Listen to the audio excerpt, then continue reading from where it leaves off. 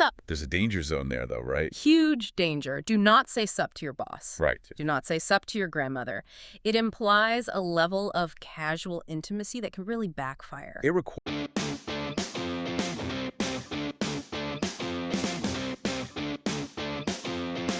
Okay, so picture this.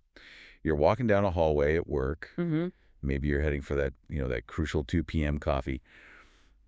And coming towards you, moving pretty fast, is Steve from accounting. Steve, good guy. Moves fast. He does.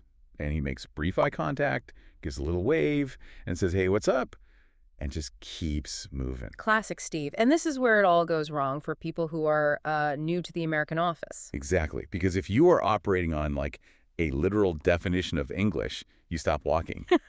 You turn to Steve. Oh, no. You take a breath, and you start explaining that you're actually really tired because your neighbor's dog was barking all night, and the Q3 projections are looking a little shaky. And by the time you even get to neighbor's dog, Steve is 20 feet away. He's gone. He's gone. You're basically talking to a potted plant at this point. It's such a weird feeling because you think, I answered his question. Why did he walk away? Right. You feel ignored, maybe a little insulted. But you just fell into the trap. You thought, what's up, was a question. It's not. It's a code. And that is exactly what we're diving into today.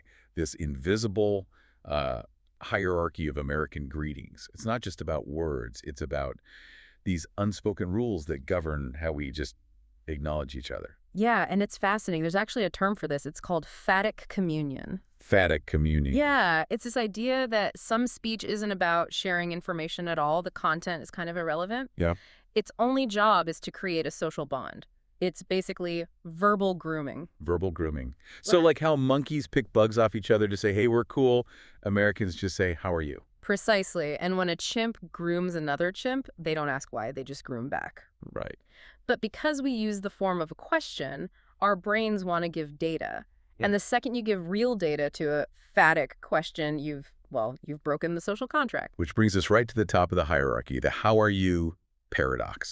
Yes. The bane of literal thinkers everywhere. It really is. Because it sounds like it's asking for like a full update on your life, but socially, it's just a signal of politeness. And this gets into some really interesting sociology, this idea of negative face. Okay, what's that? It's just the desire not to be imposed upon. Americans are a pretty individualistic culture, We value our time, our personal space. So asking how are you is a way to say hello without like forcing them into a real conversation. Exactly. It's a verbal handshake. Yeah. I mean, you wouldn't grab someone's hand and then refuse to let go while you tell them about your insomnia. No, that would be an imposition. Right. And giving a long, detailed answer to how are you is the same thing. You're holding their time hostage. That's a great way to put it. So if I do that to Steve, I'm not just being boring, I'm kind of being aggressive. You're violating the ritual, and you can feel it physically. If you were to do this, you would see him physically, recoil. He'd check his watch. It's the friction of a broken script. So, okay, what's the right way? How do you perform the ritual correctly? It's the reciprocal rule. You have to validate the signal, and then you have to return it. Break that down for me. So Steve says, hey, how are you? You say, good, thanks. How are you? That's it. That's it. That's it. The exchange is complete. It just cancels out. You acknowledged him, you said you were good, which is the default, and you hit the ball back over the net. It really is like a ping pong volley. If you catch the ball, the game stops. You have to hit it back. And you notice the safe answers are always things like, good, doing well, or my personal favorite, can't complain. I love can't complain. It's so good because it implies you could complain, but you're choosing not to as a virtue. It's very stoic. But okay, that's for, basic interactions. What about when you know Steve a little better? You're in the casual zone. The casual zone. So this is like middle casual. The greeting changes here. It does. It usually shifts to how's it going? How's it going? And there is a specific, perfect response to this one that is just, I think, the peak of American non-committal politeness. I think I know which one you mean. It's going. It's going. It is a masterpiece. It's incredible. Hey, how's it going? It's going. What does that even mean? That's the beauty of it. It means nothing. It confirms that time is, in fact, passing. Events are occurring, but it offers zero judgment on whether those events are good or bad. It's the verbal equivalent of a shrug. Yeah. It's like, I am participating, but I am conserving all of my emotional energy. And sometimes that's all you have. You're not good, but you don't want to be a downer. It's going. is the safe harbor. There are other options here, too. Like you hear, pretty good, or, and this is a big one in corporate culture, living the dream. Oh, living the dream. That one is now used almost exclusively with sarcasm. 100%. If Steve is on his fourth coffee at 9 a.m. and he says living the dream, he is not, in fact, living the dream. It's actually saying, my life is a waking nightmare and I question all my choices. But with a smile. It's a weird kind of bonding. It's irony as a survival tool. Okay. But, okay, we have to talk about the final boss of American greetings. The one that really messes with people. What's up? It's the toughest one because it really sounds like a direct request for data. What is up? What is happening right now? Exactly. The syntax is asking for a status report.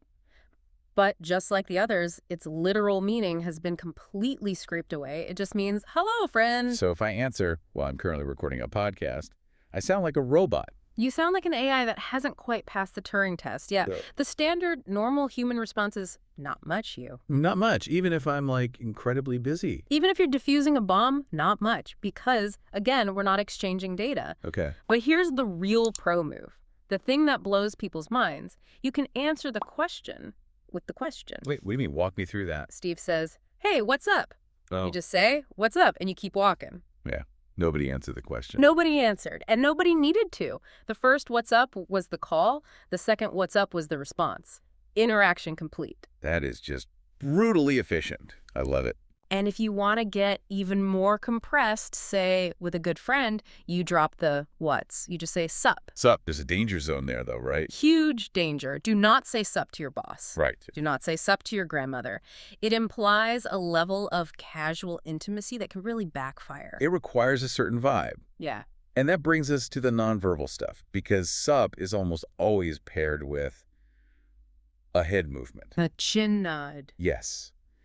And we have to talk about the physics of the nod, because there are two directions, and they mean completely different things. This is one of my favorite things. It's so unconscious. You have the upward nod and the downward nod. Okay, break it down. Upward nod. You tilt your chin up, just a little flick. You're exposing your neck. In, like, primal animal terms, exposing your neck is a sign of trust. So the upward nod is for friends. It's for your people. It says, I see you, I trust you, we're cool. Sup. It's very open. And the downward nod? Chin goes down, you're tucking your chin, protecting your neck. It's more of a deferential, respectful gesture. It acknowledges the other person, but it keeps a boundary. So if I'm walking past my CEO, I'm not giving him the upward nod? Absolutely not. You give the downward nod. It says, I see you, I respect your authority, I am not a threat. It's amazing we all do this without thinking. If you nod up at a stranger, it can almost feel aggressive. Totally. It feels like, what do you want? But if you nod down at your best friend, they'll think you're mad at them. So up for the crew, down for the boss. And for strangers, yeah.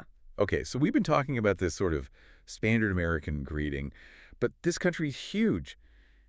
Do these rules change if you go to different regions? They do. The basic structure is there, but the flavor, the warmth, it changes a lot. Let's call it regional spice. Okay, let's take two extremes.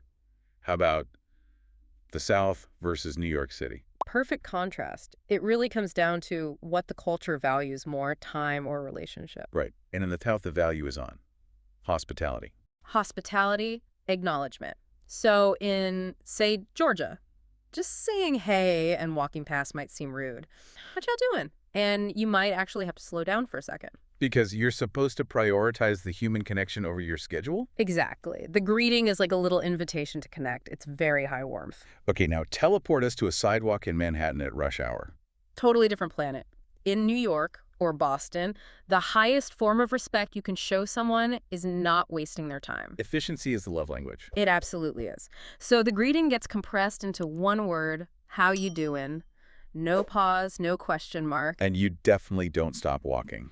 If you stop walking, you're the rude one. Yeah. You're blocking the flow. The New York how you doing is just a radar ping. I see you. I'm not going to collide with you. Keep moving. So it's not coldness. It's just a different priority. It's a high-speed culture. Now, what about across generations? That's changing fast, too. Yeah, I feel like my parents and, say, a teenager would greet people very differently. For sure. You've got boomers who might still use a formal how do you do? Sounds like I should be at a royal ball. Right. Then millennials made hey the default.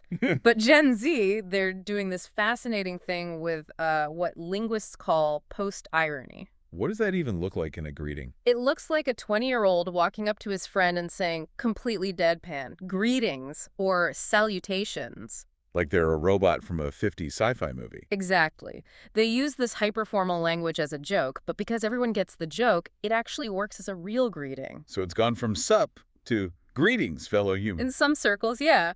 Or just bruh. Bruh can mean a hello, goodbye. Wow, that's awful. It's the Swiss Army knife of words.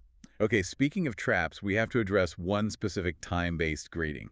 It trips up almost everyone learning the language. The goodnight trap. Oh, this is a big one. Let's just clear this up for everyone once and for all. Okay, so logically you think, it is night, I am arriving, I will say good night. It makes perfect sense. Good morning, good afternoon, good evening. Oh. Why not good night? Because in modern English, good night is exclusively a farewell. It means I am leaving now, or I am going to bed. So if I walk into a dinner party at 8 p.m. and say good night, everyone, They'll think you're leaving immediately. They'll be very confused. It signals the end of the interaction. so what should I say? Good evening. Or just hello or hi. Just never good night to start. Okay, we've gone through the fake questions, the nods, the regions, but I want to go back to something.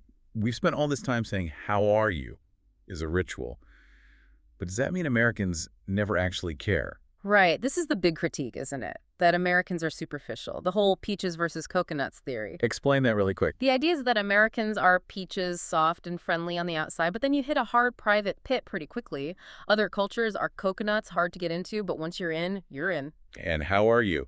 Seems like peak peach behavior. It does, but I'd argue we do care. We just have a very specific set of signals for when we're switching from ritual mode to real mode.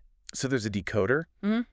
How do I know when I can actually tell Steve about my bad back? You have to watch for the breach of protocol. There are 3 signs. Okay. 1, they stop walking, they plant their feet and turn to you. Okay, physical presence. Got it. 2, the eye contact holds, it doesn't just sweep past you. And 3, this is the most important one, the intensifier. The intensifier. Yes, they'll do the ritual first. Hey, how are you? You give the ritual answer, good, thanks. And then they'll drop their voice, lean in a bit and say, no, but really, how are you? Oh. No, really? That's the key. Yeah. That's the permission slip. They are officially signaling, I am now suspending the rules. I am asking for actual data. And if they do that, I can be honest. You can, and you probably should. If Yeah. they give you that opening and you still just say, I'm fine, you might seem like the one who's being cold. It's so nuanced. It really Yeah. is a dance. It's a dance. And look, it can feel fake. I get it. But these little rituals are a kind of social glue. They let us navigate a world with thousands of acquaintances without getting completely burned out. It's like efficient empathy. That's a great way to put it. So we've made it through the hallway. We've dealt with Steve. Now we have to say goodbye. And I want to leave everyone with the ultimate all-purpose American farewell. Oh, I know exactly where you're going. The phrase that makes no grammatical sense but works in every situation. Oh, we're a good one. Have a good one. A good what? Exactly. A good day. A good afternoon. A good life.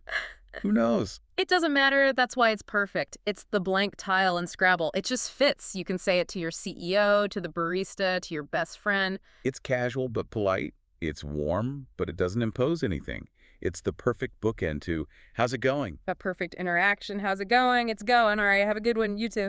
A beautiful, meaningless, yet meaningful exchange. That's the whole thing. So to wrap this all up, next time you're in that hallway and you see Steve coming. 1, don't take what's up. Literally, it's just a hello. 2, you have to return the serve. The reciprocal rule is key. 3, watch the chin. Up for friends, down for respect. And finally, if you want to have a real conversation, wait for them to stop walking and give you that, no, really. Exactly. It's not about being fake. It's about knowing the music so everyone can dance without stepping on each other's toes. Well put. I feel like I finally get it now. The whole system. It really is. Well, to everyone listening, thanks for taking this deep dive with us. Have a good one. You too.